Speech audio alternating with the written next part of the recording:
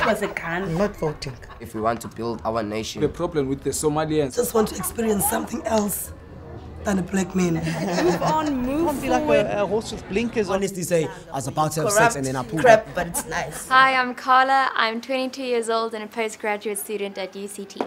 Hi, I'm Roman. I'm 22 years old and I'm a final year student at UCT.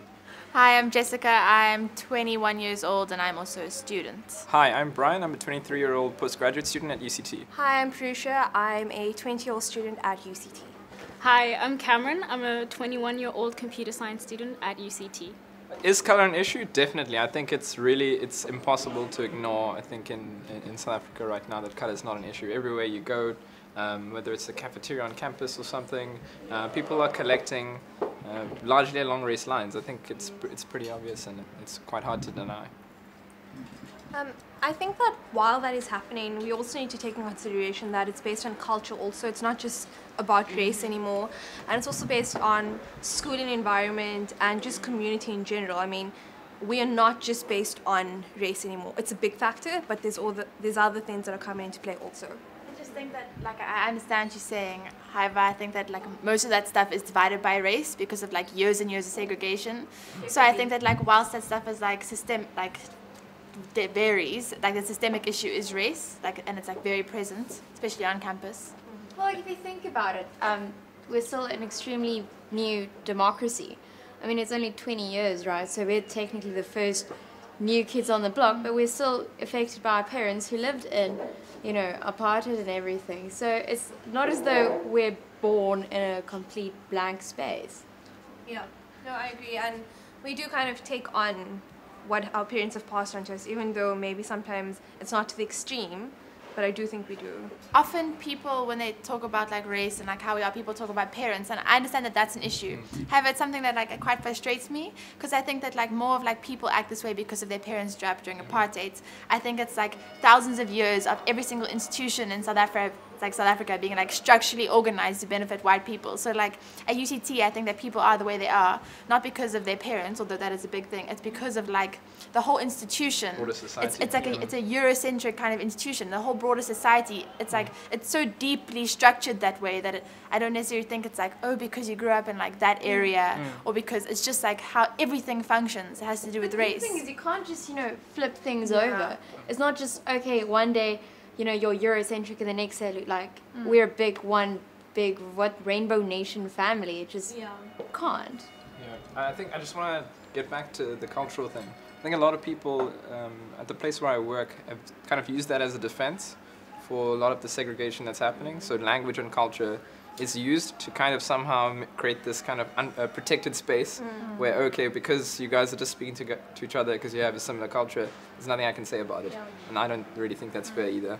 I agree with that also, because I grew up in Cape Town, born and bred, and I might be Indian when I tick a box, but I never grew up in an Indian community. I don't relate to that culture.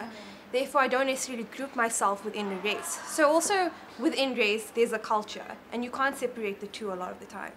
When I came to UCT, it was, like, predominantly white, and not that I thought that I had any hang-ups about white people. It took me a really long time to actually make white friends, and it took, like, 2 years or so before I actually had genuine white friends that I would communicate to on the same level. No, don't rub my shoulders, but it's the truth. Why didn't you interact with white people? They were just not in my circles of influence, and I also didn't really know how to handle it, because a lot of them would speak with each other, and I didn't really feel like I knew how to break into those places. Interesting. On that, I had experience when I was really young. I was, like, I think, like 8 years old, and from then I started doing ballet and modern dance, and my class was only white girls, and I was in that class for about 6 years.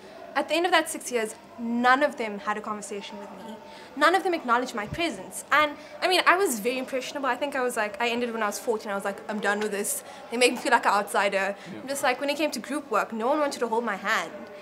And that could have easily influenced me, and it did influence me when I got to UCT, because I went to a predominantly colored school. So, you know, it wasn't like I was like the exotic kid, like, ooh, she's Indian. And then I got to UCT, and I was with white people, and I'd actually creep back, and I was like, you know, they treated me this way. And it's a Trust is scary broken, thing. yeah. It's a scary thing because I was a kid and it was a small group of girls, but they shaped the way I viewed white people. My father is a farm supervisor.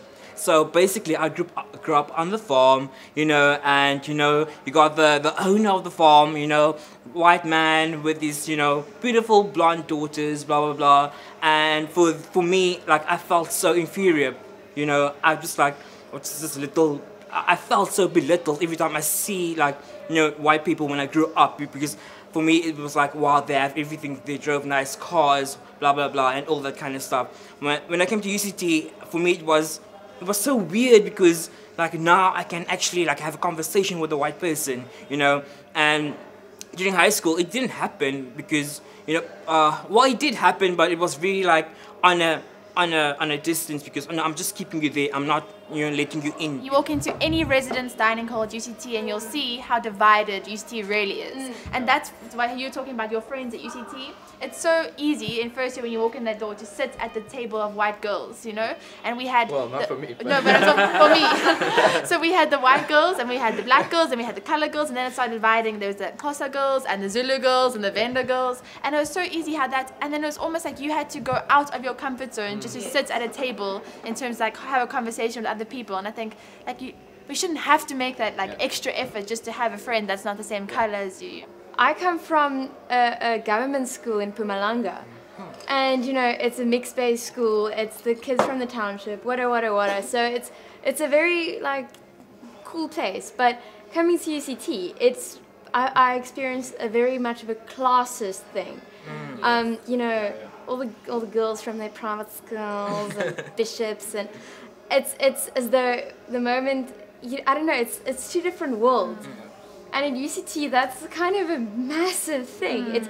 And no matter if it's, you know, a black kid or a white kid coming from bishops, it's very much, I am high society.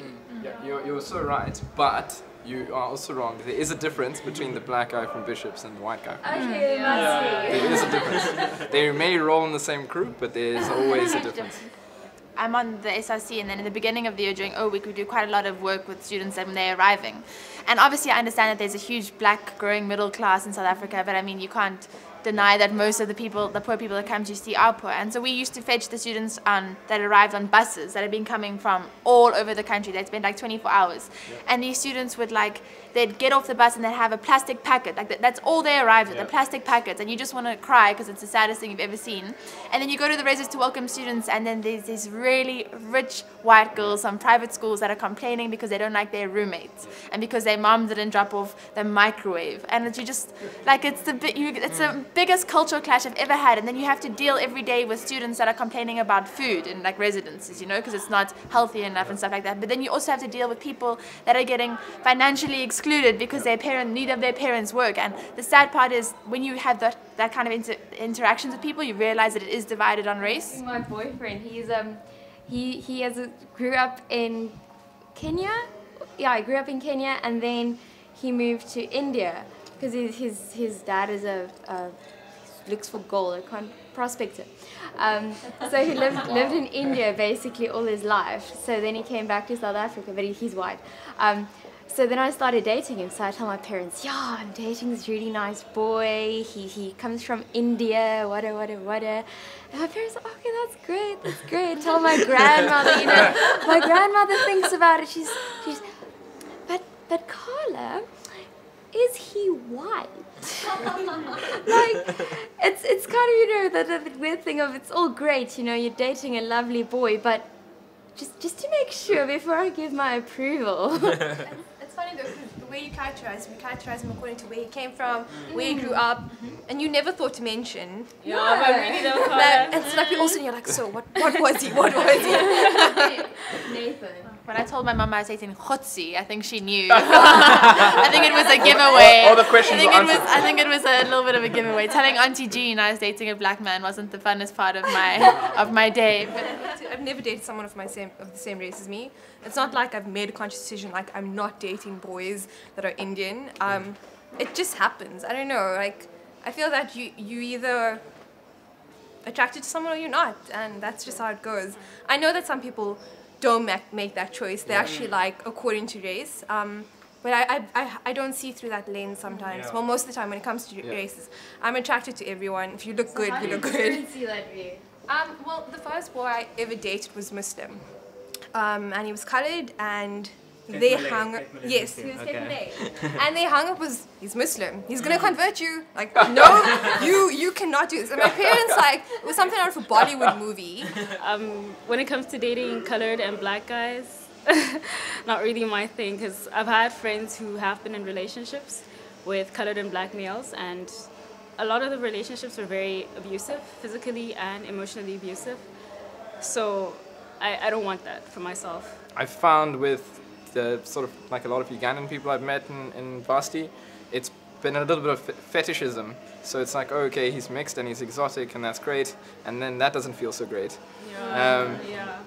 Yeah, I think like if we're going to be talking bluntly along race lines, like with white girls, I found it to be a little bit of a mixed bag.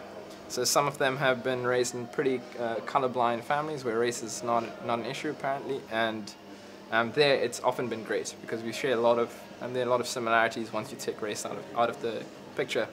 But in a lot of other instances, there are a lot of, as fun, especially with white women, is that you get this sense that it's not even on the table for discussion.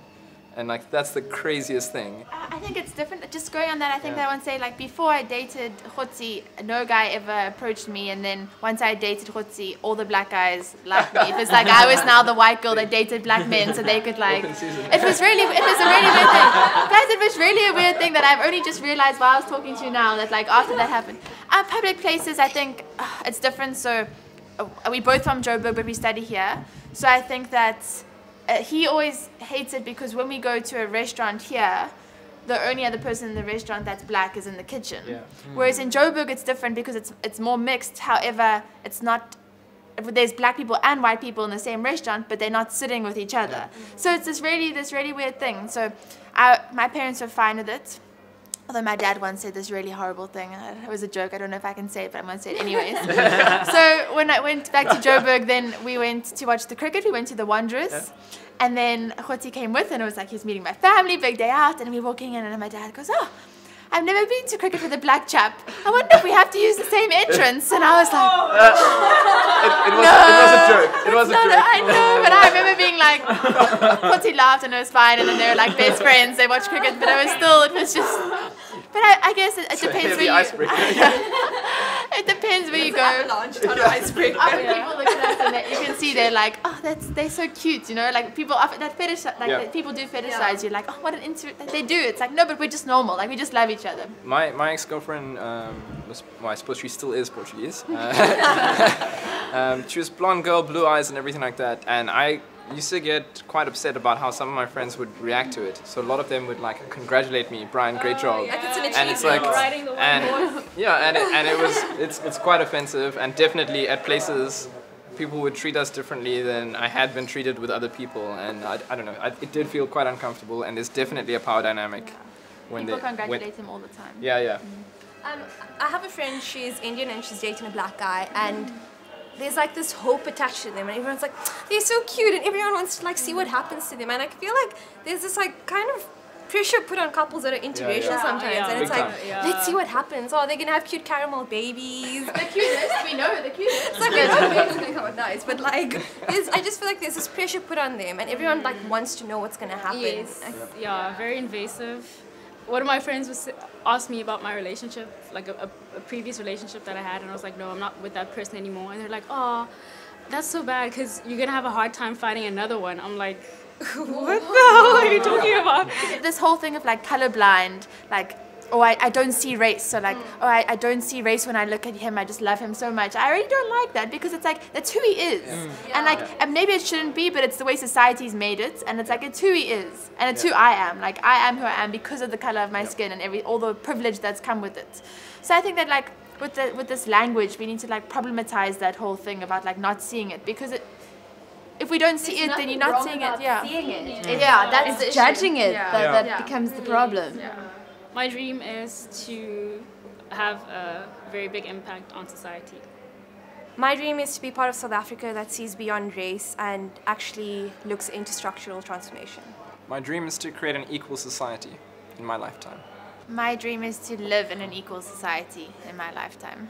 My dream is to be successful in life, to be so successful to give back into my community.